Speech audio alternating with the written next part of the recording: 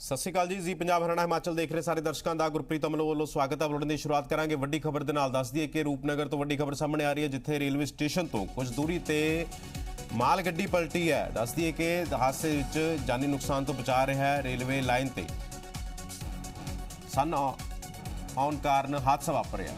ਸੋ ਦੱਸ ਦਈਏ ਕਿ ਰੂਪਨਗਰ ਤੋਂ ਖਬਰ ਸਾਹਮਣੇ ਆ ਰਹੀ ਹੈ, ਜਿੱਥੇ ਰੇਲਵੇ ਸਟੇਸ਼ਨ ਤੋਂ ਕੁਝ ਦੂਰੀ ਤੇ ਮਾਲ ਗੱਡੀ ਪਲਟੀ ਹੈ। मनप्रीत फोन लाइन ते मौजूद ने साडे सहयोगी, गलबात करते हैं। मनप्रीत की प्रॉपर अपडेट है? ਤੇ ਰੋਪੜ ਹਾਲਟ ਕੀਤਾ ਇਸ ਗੱਡੀ ਨੇ ਦੇਰ ਰਾਤ ਉੱਤੇ। ਖਾਲੀ ਮਾਲ ਗੱਡੀ ਹੁੰਦੀ ਹੈ ਜਿਹਦੇ ਵਿੱਚ ਕੋਲਾ ਲੈ ਕੇ ਜਾਇਆ ਜਾਂਦਾ ਜਾਂ ਕੁਝ ਹੋਰ ਕਮਰਸ਼ੀਅਲ ਸਟੱਫ ਲੈ ਕੇ ਜਾਇਆ ਜਾਂਦਾ, ਉਹ ਗੱਡੀ ਸੀਗੀ ਇਹ। ਜਦੋਂ ਰੂਪਨਗਰ ਰੇਲਵੇ ਸਟੇਸ਼ਨ ਤੋਂ ਥੋੜੀ ਦੂਰ ਕਰੀਬ 5 ਕਿਲੋਮੀਟਰ ਅੱਗੇ ਆਈ ਤਾਂ ਪੁਲਿਸ ਲਾਈਨ ਦੀ ਸਾਈਡ ਦੇ ਉੱਤੇ ਇਹ ਮਾਲ ਗੱਡੀ ਪਲਟ ਗਈ ਆ। ਪਲਟਣ ਦੀ ਵਜ੍ਹਾ ਆਵਾਰਾ ਜਾਨਵਰ ਜਿਹਨਾਂ ਨੂੰ ਸਾਨ ਕਿਹਾ ਜਾਂਦਾ ਹੈ, ਉਹਨਾਂ ਨੂੰ ਬਚਾਉਣ ਦੇ ਚੱਕਰ ਦੇ ਵਿੱਚ ਇਹ ਗੱਡੀ ਪਲਟੀ ਆ ਤੇ ਫਿਲਹਾਲ ਜਾਨੀ ਨੁਕਸਾਨ ਤੋਂ ਬਚਾਅ ਹੋ ਗਿਆ। ਲੇਕਿਨ ਜੇਕਰ ਗੱਲ ਕੀਤੀ ਜਾਵੇ 15 ਤੋਂ 20 ਜਿਹੜੇ ਡੱਬੇ ਹੁੰਦੇ ਆ ਕਰੀਬ, ਉਹ ਤਹਿਸ ਨਹਿਸ ਹੋ ਗਏ ਨੇ ਜੀ। ठीक है मनप्रीत, बहुत बहुत शुक्रिया तमाम जानकारी साझा करने के लिए। तो दस दिए कि रूपनगर तो खबर सामने आ रही, जिथे रेलवे स्टेशन तो कुछ दूरी ते लीहो लथी है माल गाड़ी। सो हालांकि इस दरम्यान कोई जानी नुकसान नहीं होया, लेकिन आवारा पशुओं को बचाने के चक्कर दौरान ये हादसा वापरिया। सो तस्वीरां तुसीं देख पा रहे हो कि आवारा पशु जिथे सड़की हादसों का कारण बनते हैं, उत्थे ही रेलवे लाइन के उपर मौजूद सी आवारा पशु, जिस तो बाद यह हादसा वापरिया। सो जिद्दां जानकारी दी है साडे सहयोगी ने कि आवारा पशुओं के कारण यह हादसा वापरिया। हालांकि जानी नुकसान नहीं होया कोई इस खबर च। पंजाब च किसानी मसलियां दे निबेड़े लई सीएम भगवंत मान वालों किसान जथेबंदियों दे नाल मुलाकातां दा सिलसिला आरंभिया गया। सीएम मान नाल मीटिंग विच किसानां दी मीटिंग दे विच झोने ते कणक दे फसली चक्कर नूं तोड़न नूं लैके चर्चा हुई है। नाल ही किसानां वालों मुआवजे समेत फसल ते बोनस दी भी मंग नूं लैके मसले विच प्रमुखता दे नाल इह मुद्दा चुक्या गया।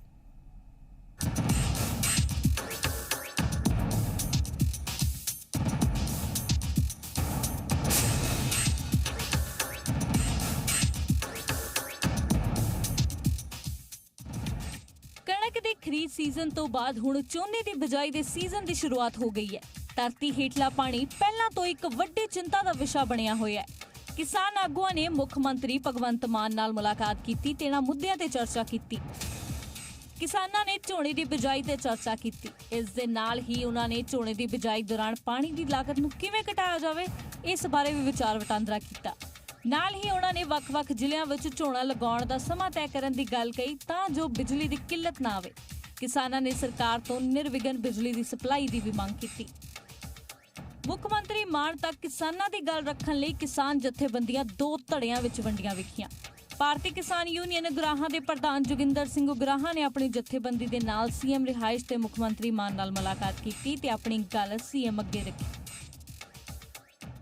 ਅਸੀਂ ਮਤਲਬ ਉਹਨਾਂ ਦੀ ਇਹ ਪ੍ਰਪੋਜ਼ਲਾਂ ਸੀ। ਅੱਜ ਸਾਡੀ ਇੰਨੀ ਕੋਈ ਤਿਆਰੀ, ਅਸੀਂ ਤਿਆਰੀ ਨਾਲ ਨਹੀਂ ਸੀ ਆਏ ਵੀ ਫਸਲੀ ਵਿਭਿੰਨਤਾ ਵਾਸਤੇ ਫਸਲਾਂ ਦੇ ਵਿੱਚੋਂ ਇਸ ਝੋਨੇ ਦੇ ਚੱਕਰ ਚੋਂ ਕਿਵੇਂ ਕੱਢਿਆ ਜਾ ਸਕਦਾ ਹੈ, ਪਾਣੀ ਕਿਵੇਂ ਬਚਾਇਆ ਜਾ ਸਕਦਾ ਹੈ, ਬਿਜਲੀ ਕਿਵੇਂ ਬਚਾਈ ਜਾ ਸਕਦੀ ਹੈ, ਇਹਨਾਂ ਤੇ ਚਰਚਾ ਹੋਈ ਅੱਜ। ਉਹਦੇ ਤੇ ਕੁਝ ਗੱਲਾਂ ਸਾਡੀਆਂ ਸਾਂਝੀਆਂ ਹੋਈਆਂ ਨੇ ਆਪਸ ਵਿੱਚ। ਅਜੇ ਕੱਚੀਆਂ ਪ੍ਰਪੋਜ਼ਲਾਂ ਨੇ, ਨਾ ਫਾਈਨਲ ਉਹਨਾਂ ਨੇ ਕੀਤਾ, ਨਾ ਫਾਈਨਲ ਅਜੇ ਅਸੀਂ ਡਿਸੀਜਨ ਕੀਤਾ ਹੈ। ਮੁੱਖ ਮੰਤਰੀ ਭਗਵੰਤ ਮਾਨ ਦੇ ਨਾਲ ਬੈਠਕ ਤੋਂ ਪਹਿਲਾਂ ਸੰਯੁਕਤ ਕਿਸਾਨ ਮੋਰਚੇ ਨੇ ਗੁਰਦੁਆਰਾ ਸ਼੍ਰੀ ਅੰਬ ਸਾਹਿਬ ਵਿਖੇ ਬੈਠਕ ਕੀਤੀ ਤੇ ਫਿਰ ਪੰਜਾਬ ਭਵਨ ਵਿਖੇ ਸੀਐਮ ਨਾਲ ਮੁਲਾਕਾਤ ਕੀਤੀ। ਬੈਠਕ ਵਿੱਚ ਕਿਸਾਨਾਂ ਦੀਆਂ ਮੰਗਾਂ ਨੂੰ ਸਰਕਾਰ ਅੱਗੇ ਰੱਖ ਵਿਚਾਰ ਵਟਾਂਦਰਾ ਕੀਤਾ ਗਿਆ। ਉਹ ਲਗਭਗ ਉਹਨਾਂ ਨੇ ਇਹਨਾਂ ਕਹਿਤਾ ਕਿ ਬੋਨਸ ਜ਼ਰੂਰ ਦੇਵਾਂਗੇ, ਲੇਕਿਨ ਕਿੰਨਾ ਦੇਣਾ ਹੈ ਇਹਦੇ ਤੇ ਅਸੀਂ ਮਤਲਬ ਮੈਂ ਆਪਦੇ ਸਾਰੇ ਅਧਿਕਾਰੀਆਂ ਨਾਲ, ਸਾਰੇ ਮਿਨਿਸਟਰਾਂ ਨਾਲ ਬੈਠ ਕੇ ਕਿੰਨਾ ਲੋਕਾਂ ਦਾ ਨੁਕਸਾਨ ਹੋਇਆ ਉਹ ਤਾਂ ਡਿਸਕਸ ਕਰਨੀ ਹੈ। ਸਭ ਤੋਂ ਵੱਡੀ ਗੱਲ ਉਹਨਾਂ ਨੇ ਇਹ ਕਹੀ ਹੈ ਕਿ ਉਹਨਾਂ ਨੇ ਕਿਹਾ ਕਿ ਵਿਦਿਨ ਵੀਕ ਲਗਭਗ ਇੱਕ ਹਫ਼ਤੇ ਦੇ ਅੰਦਰ ਅੰਦਰ ਦੁਬਾਰਾ ਫੇਰ ਤੁਹਾਨੂੰ ਸਾਰਿਆਂ ਨੂੰ ਸੱਦ ਕੇ ਅਸੀਂ ਮੀਟਿੰਗ ਕਰਾਂਗੇ। ਕਿ ਸਾਡੀ ਉਹਨਾਂ ਦੀ ਕੋਸ਼ਿਸ਼ ਹੈ ਕਿ ਅਸੀਂ ਜਿਹੜੇ ਕਿਸਾਨ ਹੁਣ ਮੂੰਗੀ ਬੀਜਣਗੇ ਔਰ ਮੂੰਗੀ ਤੋਂ ਬਾਅਦ ਫਿਰ ਮਤਲਬ ਜਿਹੜੇ ਕਿਸਾਨ ਝੋਨਾ 126 ਲਾਉਣਗੇ ਉਹਨਾਂ ਨੂੰ ਮੂੰਗੀ ਦੇ ਉੱਤੇ MSP ਦੇਵਾਂਗੇ। ਇੱਕ ਗੱਲ ਜਿਹੜੀ ਵਧੀਆ ਗੱਲ ਹੈ। ਇਹ ਦੂਜੀ ਗੱਲ ਉਹਨਾਂ ਨੇ ਇਹ ਕਿਹਾ ਕਿ ਮੱਕੀ ਦੇ ਉੱਤੇ ਅਸੀਂ MSP ਦੇਵਾਂਗੇ। ਵੱਡੀ ਗੱਲ ਇੱਕ ਹੋਰ ਉਹਨਾਂ ਨੇ ਕਹੀ ਆ ਕਿ ਜਿਹੜੀ ਲੋਕ ਕਿਸਾਨ ਬਾਸਮਤੀ ਦੀ ਕਾਸ਼ਤ ਕਰਨਗੇ ਉਹਨਾਂ ਨੂੰ ਵੀ ਅਸੀਂ MSP ਖੁਦ ਨਿਰਧਾਰਿਤ ਕਰਾਂਗੇ ਪੰਜਾਬ ਵੱਲੋਂ। ਮੁਫਤ ਬਿਜਲੀ ਦੇ ਐਲਾਨ ਤੋਂ ਬਾਅਦ ਭਗਵੰਤ ਮਾਨ ਸਰਕਾਰ ਹੁਣ ਐਕਸ਼ਨ ਵਿੱਚ ਹੈ। ਕਿਸਾਨ ਜਥੇਬੰਦੀਆਂ ਨਾਲ ਮੁਲਾਕਾਤ ਕਰ ਝੋਨੇ ਦੀ ਬਿਜਾਈ ਤੋਂ ਪਹਿਲਾਂ ਝੋਨੇ ਦੀ ਸਿੱਧੀ ਬਿਜਾਈ ਸਮੇਤ ਅਹਿਮ ਮੁੱਦਿਆਂ ਉੱਪਰ ਚਰਚਾ ਦਾ ਮੁੱਢ ਸਰਕਾਰ ਨੇ ਬੰਨਿਆ। ਕਿਸਾਨ ਜਥੇਬੰਦੀਆਂ ਵੱਲੋਂ ਕਣਕ ਦੀ ਖਰੀਦ ਸਮੇਤ MSP ਤੇ ਹੋਰ ਲਟਕਦੇ ਕਿਸਾਨੀ ਮਸਲੇ ਸਰਕਾਰ ਦੇ ਸਾਹਮਣੇ ਰੱਖੇ ਗਏ। ਚੰਡੀਗੜ੍ਹ ਤੋਂ ਸਮਨਪ੍ਰੀਤ ਦੇ ਨਾਲ ਬਿਊਰੋ ਰਿਪੋਰਟ ਜ਼ੀ ਮੀਡੀਆ।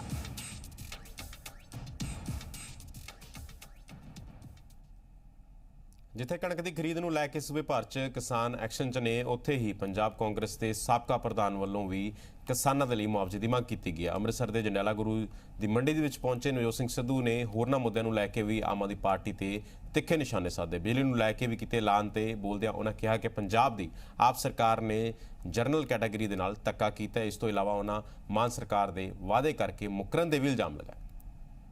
मैं आज ये कह रहा हूं कि केजरीवाल साहब, मैं आपको याद दिलाता रहूंगा आपकी बेवफाई की, और मैं आपको ये भी याद दिलाता रहूंगा कि आपने दिल्ली में कहा था 50,000 रुपए प्रति हेक्टेयर हम कॉम्पनसेशन देंगे, और ये हिंदुस्तान में सबसे ज्यादा है। तो भैया बहुत बड़ी बात है। अब 20 से 50% झाड़ घटा है यहाँ गेहूं का, दीजिए ये कॉम्पनसेशन। कई लोगों की तो फसल पूरी तरह से तबाह हो गई है, दीजिए कॉम्पनसेशन। करीब करीब 500 रुपया मिनिमम कॉम्पनसेशन होनी चाहिए। आप लिखिए चिट्ठी, 250 आप डालिए, 250 सेंटर की सरकार डाले, और ये 500 रुपया कॉम्पनसेशन हर किसान को मिलनी चाहिए, क्योंकि इंटरनेशनल मार्केट में यही जो यहाँ गेहूं 2000 का आप MSP उठा रहे हो, सिर्फ 40 रुपए पर साल बढ़ा है ये। लेकिन बड़ी बात ये थी कि जनरल कैटेगरी को 600 यूनिट मिलेगा, और अगर उनसे ऊपर भी आया बिल तो 600 यूनिट माफ होके बिजली का बिल आएगा। अब साहब पलट गए हैं, पलटू मियाँ ऐसे करके घूम रहे हैं। देखिए आप, हमारे पंजाबी में कहते हैं कोड़ किला भी इतनी छेती रंग नहीं बदलता जितनी छेती केजरीवाल साहब बदल दे। इनको आराध्य देव बनाना चाहिए उसे। अब ये स्टेटमेंट आई है इनकी, जो कि बहुत बड़ा धोखा है पंजाब के साथ, कि जी जब 600 यूनिट के ऊपर बिल आएगा जनरल कैटेगरी में, अगर 1 रुपया भी ऊपर बिल आया तो फिर पूरा बिल भरना पड़ेगा। अब मुझे बताइए इससे बड़ी वादा खिलाफी क्या है? पहले नहीं तेला कर दी मेला मेला। फाइनेंशियल सिचुएशन का आपको पहले नहीं पता था? अब जब यहाँ पंजाब में इलेक्शन जीत रही है तो पंजाब का तो इनको इतना ज्यादा वो नहीं, दिल्ली वाले तो पंजाब को एक लॉन्चिंग पैड सोचते हैं कि यहाँ टांग लगाई और ठाएं करके हिमाचल प्रदेश और गुजरात पहुंच गए भाई, समझे नहीं? तो अब इनको बिजली की सूची है, वो भी जुलाई में हम जी 300 यूनिट का जो वायदा था वो पूरा करेंगे। ਪੰਜਾਬ ਸਰਕਾਰ ਨੇ ਪਹਿਲੀ 300 ਯੂਨਿਟ ਮੁਫਤ ਬਿਜਲੀ ਦੀ ਗਾਰੰਟੀ ਤਾਂ ਪੂਰੀ ਕਰ ਦਿੱਤੀ ਹੈ, ਪਰ ਸ਼ਰਤਾਂ ਦੇ ਨਾਲ ਪੂਰੀ ਗਾਰੰਟੀ ਤੇ ਸਿਆਸਤ ਵੀ ਲਗਾਤਾਰ ਭਖਦੀ ਹੋਈ ਨਜ਼ਰ ਆ ਰਹੀ ਹੈ। ਵਿਰੋਧੀ ਧਿਰਾਂ ਵੱਲੋਂ ਸੂਬਾ ਸਰਕਾਰ ਤੇ ਇਸ ਮੌਕੇ ਕਈ ਤਰ੍ਹਾਂ ਦੇ ਸਵਾਲ ਖੜੇ ਕੀਤੇ ਜਾ ਰਹੇ ਨੇ, ਉੱਥੇ ਹੀ ਨਿਸ਼ਾਨੇ ਵੀ ਸਾਧੇ ਜਾ ਰਹੇ ਨੇ।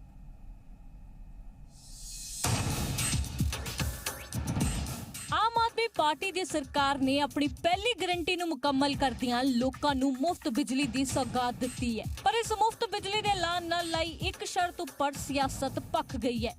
2 ਮਹੀਨਿਆਂ ਦਾ 600 ਯੂਨਿਟ ਤੱਕ ਬਿੱਲ ਮਾਫ, ਪਰ ਜਨਰਲ ਕੈਟੇਗਰੀ ਲਈ 600 ਤੋਂ ਉੱਪਰ ਇੱਕ ਵੀ ਯੂਨਿਟ ਵਰਤਣ ਤੇ ਪੂਰੇ ਬਿੱਲ ਦੀ ਵਸੂਲੀ ਖਿਲਾਫ ਵਿਰੋਧੀ ਧਿਰਾਂ ਆਮ ਆਦਮੀ ਪਾਰਟੀ ਨੂੰ ਘੇਰ ਰਹੀਆਂ ਨੇ।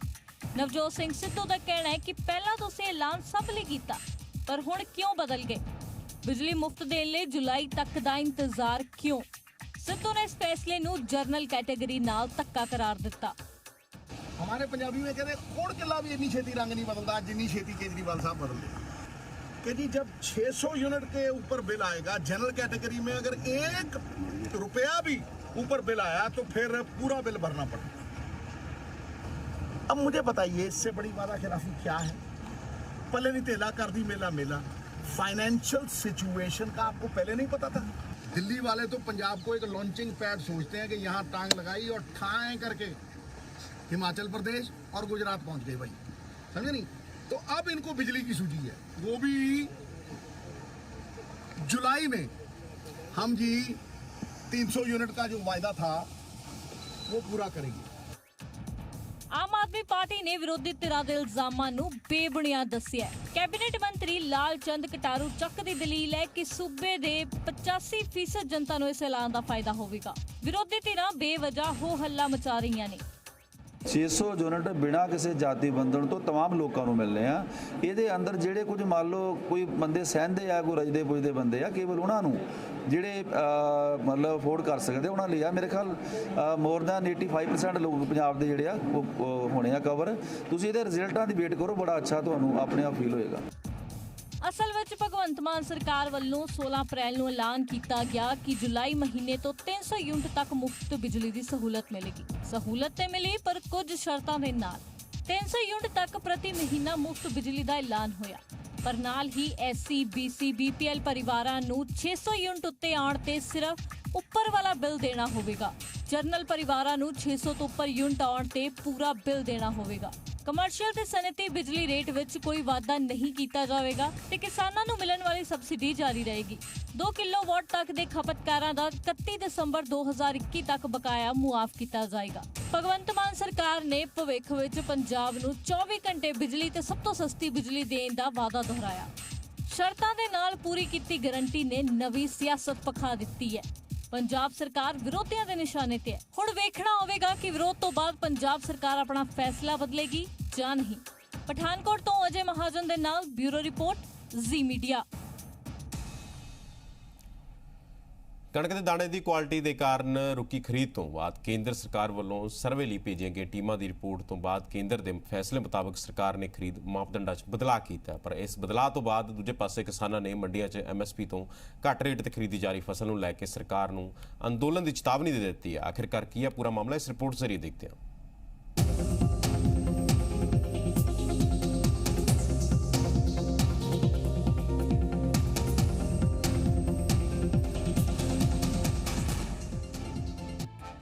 ਪੰਜਾਬ 'ਚ ਬਦਲਦੇ ਮੌਸਮ ਦਾ ਪ੍ਰਭਾਵ ਕਣਕ ਦੀ ਫਸਲ ਤੇ ਪਿਆ, ਜਿਸ ਕਾਰਨ ਮੰਡੀਆਂ ਦੇ ਵਿੱਚ ਕਣਕ ਦੇ ਦਾਣੇ ਦੀ ਕੁਆਲਿਟੀ ਨੂੰ ਲੈ ਕੇ ਖਰੀਦ ਏਜੰਸੀਆਂ ਦੇ ਵੱਲੋਂ ਫਸਲ ਖਰੀਦਣ ਤੋਂ ਮਨਾ ਕਰ ਦਿੱਤਾ ਗਿਆ।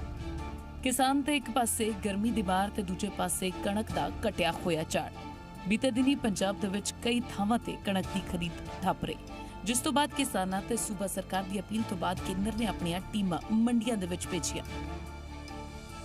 ਪੰਜਾਬ ਦੇ ਵਿੱਚ ਕਣਕ ਦੀ ਗੁਣਵੱਤਾ ਨੂੰ ਲੈ ਕੇ ਸਵਾਲ ਚੁੱਕੇ ਗਏ ਸਨ। ਕਣਕ ਦਾ ਦਾਣਾ ਛੋਟਾ ਹੋਣ ਦੇ ਕਾਰਨ ਖਰੀਦ ਏਜੰਸੀਆਂ ਦੇ ਵੱਲੋਂ ਖਰੀਦ ਕਰਨ ਤੋਂ ਕੋਰਾ ਇਨਕਾਰ ਕਰ ਦਿੱਤਾ ਗਿਆ, ਜਿਸ ਤੋਂ ਬਾਅਦ ਕੇਂਦਰ ਦੇ ਵੱਲੋਂ ਪੰਜਾਬ ਦੀਆਂ ਮੰਡੀਆਂ ਦੇ ਵਿੱਚ ਜਾਇਜ਼ਾ ਲੈਣ ਦੇ ਲਈ 5 ਟੀਮਾਂ ਭੇਜੀਆਂ ਗਈਆਂ ਸਨ। 5 ਕੇਂਦਰੀ ਟੀਮਾਂ ਦੀ ਰਿਪੋਰਟ ਤੋਂ ਬਾਅਦ ਕੇਂਦਰ ਸਰਕਾਰ ਨੇ ਇਸ ਬਾਬਤ ਫੈਸਲਾ ਲਿਆ ਤੇ ਖਰੀਦ ਦੇ ਤੈਅ ਮਾਪਦੰਡ ਦੇ ਵਿੱਚ ਰਾਹਤ ਦਿੱਤੀ ਗਈ। ਪੰਜਾਬ ਦੇ ਵਿੱਚ ਕਣਕ ਦੀ ਕੁਆਲਿਟੀ ਦੇ ਰਿੜਕੇ ਨੂੰ ਲੈ ਕੇ ਕੇਂਦਰੀ ਟੀਮ ਦੇ ਵੱਲੋਂ ਭੇਜੀ ਗਈ ਰਿਪੋਰਟ ਪਿੱਛੋਂ ਕੇਂਦਰ ਦੇ ਵੱਲੋਂ ਖਰੀਦ ਨੂੰ ਹਰੀ ਝੰਡੀ ਦਿੱਤੀ ਗਈ।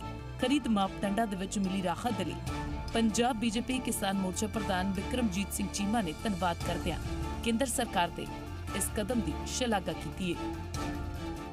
ਮਿਨੀਮਮ ਜਿਹੜੇ ਜ਼ਿਲ੍ਹੇ ਸੀ ਜਿੱਥੇ ਜ਼ਿਆਦਾ ਪ੍ਰੋਬਲਮ ਆ ਰਹੀ ਸੀ ਉਹਨਾਂ ਜ਼ਿਲ੍ਹਿਆਂ ਦਾ ਦੌਰਾ ਕਰਕੇ ਕੱਲ ਸ਼ਾਮੀ ਆਨਲਾਈਨ ਰਿਪੋਰਟ ਜਿਹੜੀ ਸੀ ਉਹ ਪ੍ਰਧਾਨ ਮੰਤਰੀ ਸਾਹਿਬ ਨੂੰ ਭੇਜੀ ਗਈ ਤੇ ਪ੍ਰਧਾਨ ਮੰਤਰੀ ਦਫ਼ਤਰ ਵੱਲੋਂ ਉਸੇ ਸਮੇਂ ਉਸ ਰਿਪੋਰਟ ਤੇ ਕਾਰਵਾਈ ਕਰਦੇ ਹੋਏ ਉਹ ਰਿਪੋਰਟ ਤੇ ਜਿਹੜੀ ਖਰੀਦ ਦੇ ਵਿੱਚ ਜਿਹੜੀ ਢਿੱਲ ਹੈ ਦਿੱਤੀ ਗਈ ਤੇ ਉਹ ਪ੍ਰਧਾਨ ਮੰਤਰੀ ਜੀ ਨੇ ਕਿਹਾ ਕਿ ਕੱਲ ਤੋਂ ਖਰੀਦ ਸ਼ੁਰੂ ਕੀਤੀ ਜਾਵੇ ਤਾਂ ਜੋ ਮੇਰੇ ਕਿਸਾਨ ਦਾ ਕੋਈ ਨੁਕਸਾਨ ਨਾ ਹੋਵੇ। ਦੂਜੇ ਪਾਸੇ MSP ਘੱਟ ਮਿਲਣ ਦੇ ਕਾਰਨ ਕਿਸਾਨ ਵੀ ਪਰੇਸ਼ਾਨ ਲੱਗ ਰਹੇ ਨੇ। ਕਿਸਾਨ ਨੇਤਾ ਸਰਵੰਤ ਸਿੰਘ ਪੰਦੇਰ ਨੇ ਕੇਂਦਰ ਸਰਕਾਰ ਨੂੰ ਚੇਤਾਵਨੀ ਦਿੰਦਿਆਂ ਕਿਹਾ ਹੈ ਕਿਸਾਨਾਂ ਨੂੰ ਫਸਲਾਂ ਦਾ ਸਹੀ ਮੁੱਲ ਮਿਲੇ, ਨਹੀਂ ਤਾਂ ਉਹ ਇਸ ਬਾਬਤ ਆਉਣ ਵਾਲੀ 25 ਤਰੀਕ ਨੂੰ ਰੇਲ ਰੋਕੋ ਅੰਦੋਲਨ ਕਰਨਗੇ।